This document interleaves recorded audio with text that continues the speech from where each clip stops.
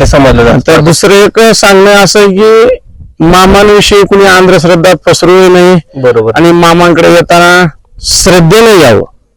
तेव्हा मामाच्या नावावर जर कुणी अंधश्रद्धा पसरवत असेल किंवा कुणी मामाचं माझ्या अंगात वारं येतं म्हणून जर कोणी फसवत असेल, पैसे मागत असेल, मामाच्या नावावर धान्य कुणी मागत असेल, तर अशा व्यक्तीला त्यांच्या कुणीही बळी पडू नका.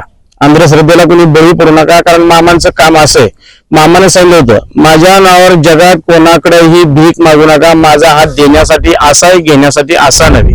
तेव्हा मामा हा देणारा देव आहे, घेणारा नव्हे. तेव्हा मामाच्या नावावर कुठलीही अंधश्रद्धा कोणी पसरू नका. मामा कुणाच्या अंगात येत नाहीत, मामांचं वारा अंगात येत नाही, कारण मामा संत आहेत. तेव्हा मामांना उलट ह्या गोष्टी आवडत नव्हत्या, अंगात येणं वगैरे. हे एक चुकीची प्रथा ही तेव्हा मामाला आवडत नव्हती. तेव्हा मामाकडे येताना बघताना श्रद्धेने यावं. आणि मामाच्या नावावर जर कोणी पैसे मागत असेल, धान्य मागत असेल, देवरूस पण करत असेल, तर त्याला आधी पायताना न मारायचा, पोलिसांच्या ताब्यात द्यायचा. पण बळीवांचं नाव सांगून तो दारात आलाय म्हणून त्याला कोणी धान्य पैसे देऊ नका. मामाचं नाव सांगून आपल्या दारात आला, त्याला पोटाला एक भाकर द्या, प्यायला धर्मानं त्याला तांबर पाणी द्या.